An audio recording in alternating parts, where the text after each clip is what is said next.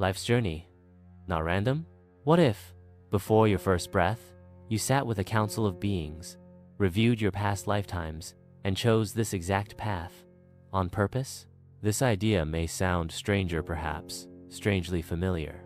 There are moments in life when a person enters our world and it feels like we've known them forever. A lesson repeats itself until we finally pay attention. A tragedy shapes us in ways nothing else could. And somewhere deep within we sense, this was meant to be. But who meant it? And why? Welcome to the ancient and mysterious concept of soul. Contracts the belief that before we incarnate, we make sacred agreements with other souls, with ourselves, and with the universe. These contracts aren't signed with ink, but with intention. They aren't bound by law, but by purpose. And according to mystical teachings across cultures, they shape everything from the families we're born into, to the people who break our hearts, to the gifts we're here to awaken. But what exactly are these contracts? How do they work? Can they be changed? And why would a soul agree to experience suffering, loss, or limitation? In this video, we'll unravel the veiled world of pre-incarnation agreements. We'll explore how ancient traditions viewed destiny and choice, what modern mystics and near-death experiencers have revealed, and how soul contracts may hold the blueprint to your spiritual evolution. We'll also discuss how to recognize the contracts in your life and how to work with them, not against them. By the end, you may begin to see your life not as a series of random events, but as a divinely orchestrated dance, a sacred journey your soul mapped out long before you were born. The idea that we choose our lives before birth isn't new. It echoes through the corridors of ancient mysticism, hidden between the lines of sacred texts, whispered by sages and seers across continents. While the term soul contract may be modern, the essence of the idea is timeless. Let's begin with Plato, one of the earliest Western philosophers to openly explore this idea. In his dialogue, The Republic, he describes the myth of a tale of a warrior who dies in battle, travels to the afterlife, and returns to life with memories of what he saw. In this vision, souls gather before reincarnating, reviewing the consequences of past lives, and choosing their next body, circumstances, and destiny. Each choice is made freely yet with divine guidance. The message is clear. Your soul does not stumble blindly into this world. It selects with purpose. In Hinduism, the concept of karma and dharma underpins the soul's journey. Karma is not punishment, it's a form of energetic balance. Dharma is the sacred duty a soul takes on in each life. But what determines this duty? According to many Vedic teachers, the soul chooses a life path based on what it still needs to experience, complete, or awaken. Reincarnation is not just cyclical, it's strategic. In Tibetan Buddhism, the Bardo Thödel, or Tibetan Book of the Dead, describes the transitional states between death and rebirth. It teaches that the soul is presented with visions, choices, and karmic impressions that influence where and how it reincarnates. These are not random events. They are deeply tied to the soul's intention and readiness for the next phase of evolution. The Kabbalistic tradition also alludes to pre-birth agreements. The soul, before descending into the physical world, exists in the higher realms, where it is shown its mission. According to mystical texts like the Zohar, some souls even resist incarnating aware of the suffering ahead. But the higher self agrees because it knows this life will awaken something eternal. In indigenous wisdom, especially among Native American and Aboriginal teachings, the soul's journey is often understood as a sacred walk path, chosen in alignment with the ancestors, the earth, and the spirit world. Elders speak of soul pacts with family members, spirit guides, and even challenges, all woven into the great web of life. And in more recent times, near-death experiencers, people who clinically died and returned, have often reported encounters with light beings or councils of elders. In these realms, they say, they reviewed their lives, understood the lessons they chose to learn, and sometimes even saw the contracts they made. The sense is not one of coercion, but of claridias, if the soul had stepped back to see the entire tapestry, not just the single thread. Across all these traditions, one truth remains constant. The soul is not a passive traveler. It is an architect of experience, and those experiences, both joyful and painful, are not accidents. They are aligned with a higher wisdom, often invisible to the waking mind, but profoundly felt by the heart. This context helps us see that soul contracts are not just spiritual poetry. They are reflections of a universal principle, that the soul seeks growth through experience, that love, loss, success, and struggle are not ends in themselves, but means through which the soul remembers its true nature. In the next section, we'll dive into how soul contracts actually work. What are their components, who are they made with, and how do they influence the people and events that enter our lives? To understand soul contracts, we must leave behind the idea that life is happening to use and begin to see it as something happening through us, for us, and perhaps most profoundly, by us. A soul contract is an agreement your soul makes before incarnating. These agreements are made not from the perspective of the ego, but from a vantage point far beyond what many traditions call the higher self, the eternal aspect of your being that sees across lifetimes like a mountain sees the valley. From this higher perspective, challenges are not punishments, they are catalysts, and every soul you meet plays a role in your awakening. Think of your life as a stage play. Before the curtain rises, the cast is chosen. Roles are assigned. Some come in as lovers, some as enemies, some as teachers, and some as mirrors. And while the ego may cry, "Why is this happening to me?" the soul whispers, "This is exactly what I asked for." Soul contracts often involve three key components: themes and lessons. These are the primary energies or challenges your soul chooses to explore in this lifetime, such as forgiveness, trust, power, vulnerability, or self-worth. For example, a soul may choose a life of poverty, not because it is doomed, but because it wants to awaken inner abundance, regardless of material wealth. People and relationships contracts often involve other souls, what some call soul family, soulmates, or even karmic partners. These are beings with whom you've shared multiple incarnations, playing different roles each time. One life, your mother; another, your rival. In each incarnation, the roles shift, but the bond remains an unspoken agreement to help one another grow, often through contrast, timing, and events. Many mystics believe that certain moments in your life are contracted, predetermined experiences or turning points meant to steer you toward your higher path. These might include the loss of a loved one, a sudden illness, or a moment of profound insight. While your response to these events remains your free will, their presence in your timeline is no accident. It's important to understand that soul contracts are not scripts, but blueprints. They don't lock you into fate, they offer a design. You can choose how you build upon it. Think of it like the structure of a temple. The foundation may be set, but how you decorate the interior, how you walk its halls, that is yours to create. But why would a soul choose difficulty, heartbreak, or limitation? From the earthly mind, this question feels impossible, but from the soul's view, pain is a portal. The soul does not seek comfort, it seeks growth, remembrance, and evolution. Like a fire that purifies gold, certain experiences strip away the illusion of separation and bring the soul back to its essence. Imagine a soul that has lived many lifetimes in power, wealthy, adored, respected. That soul may choose a life of obscurity or hardship not as punishment, but to balance its perspective, to learn compassion, to deepen wisdom. Each life is like a facet on a diamond, each experience refining the whole. These contracts are also not eternal. They can evolve. You can fulfill a soul contract through awareness and growth, and once the lesson is integrated, the pattern often dissolves. That toxic relationship, that repeating struggle, once the lesson is learned, you are released. In the next part, we'll go deeper into the nuances of soul contract show to recognize them in your life, how trauma and destiny interact within these agreements, and what happens when we resist or forget our soul's purpose.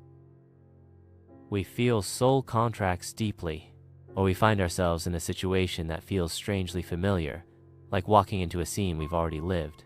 These are the fingerprints of soul agreement, subtle but undeniable. So how do you know if you're living out a soul contract? Start by looking at the recurring themes in your life. Is there a particular wound that keeps showing up?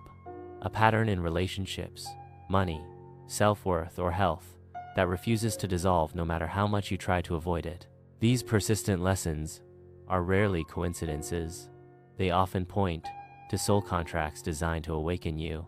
Take, for example, someone who constantly finds themselves abandoned by lovers, by friends, even by family. The outer experience repeats until the inner truth is acknowledged. Perhaps the soul chose abandonment in order to learn self-reliance, to stop seeking validation externally, and to remember the wholeness within. The pain is not a punishment, it is a teacher in disguise. But here's where things become more complex. Not all contracts are born from harmony. Some are karmic, formed from unresolved energy in past lives.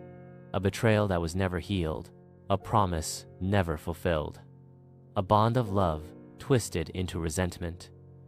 These contracts pull us into situations that demand resolution. They are not there to repeat the pain, they are there to complete the cycle. Even trauma, in some mystical teachings, can be seen through the lens of soul contracts. This is not to glorify suffering, but to recognize that some souls choose intense experiences, not out of masochism, but to catalyze profound transformation. These are known as sacred wounds, experiences so deep, they split the identity open, allowing the light of the soul to pour through. Of course, many soul contracts involve love, joy, and support. A friend who appears at just the right time, a mentor whose words change your path, a child whose presence awakens your highest self. These are also contracts, agreements of mutual growth and shared evolution. But what happens when we resist our contracts? Resistance shows up as frustration, stagnation, anxiety. We know something's off, but we can't quite name it. That's often the sign of a contract trying to activate, but the ego refusing to surrender. It's like standing at a fork in the road and refusing to walk either path. Life begins to tighten around us, not to punish, but to guide. This is why awareness is everything. Once you begin to see your life through the lens of soul contracts, the narrative shifts. That difficult parent becomes a spiritual mirror. That failed relationship becomes a classroom. That illness becomes a messenger. And from that perspective, you reclaim your power not to control, but to participate with purpose. Now, it's important to remember, soul contracts are not absolute. You are not trapped by destiny. Many traditions teach that we have the right to renegotiate our contracts. Through deep healing, forgiveness, ritual, and conscious choice, we can shift our agreements. What was once karmic can become liberating. What was once a wound can become a gift. This is the dance between fate and free will. Fate brings you the opportunity. Free will determines how you meet it. In the next section, we'll explore how to consciously engage with your soul contract show to identify them, work with them, and, if needed, release them. You'll also learn practices to align with your soul's deeper purpose and create a life of meaning, even when the path isn't easy. Understanding that your life may be guided by soul contracts is not just an idea to ponder, it's a lens through which you can radically transform your reality. Once you begin to view your experiences, relationships, and challenges as part of a higher design, you stop asking, "Why is this happening to me?" and begin asking, "What is this trying to teach me?" So how do we consciously engage with our soul contracts? 1. Pattern recognition. Through self-inquiry, start by mapping the repeating patterns in your life. What situations continue to show up, regardless of external change? What kinds of people do you attract again and again? Mentors, rivals, lovers, challengers? Create a soul map of your most emotionally charged experiences and ask, what did my soul come here to learn through this? You may discover that what seemed random was actually rhythmic, like a song your soul has been trying to play through time. 2.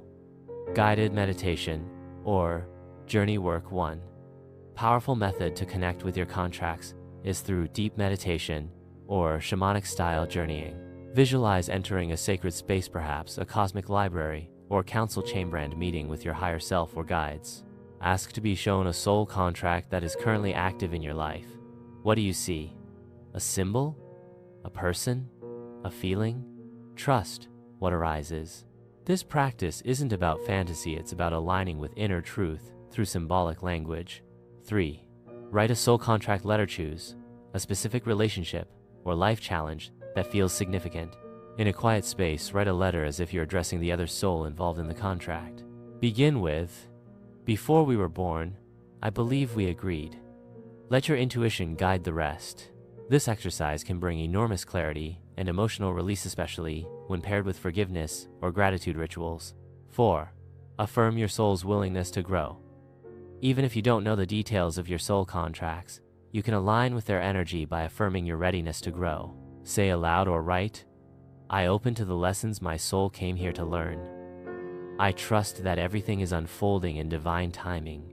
I choose to meet my contracts with awareness and grace." This begins to recalibrate your energy field, shifting you from resistance to receptivity. You may find that the people or circumstances around you begin to shift in response. 5. Energetic contract clearing. If necessary, sometimes we carry outdated or unhelpful contracts, especially if they were formed in past lives or early trauma. These can be gently released through ritual.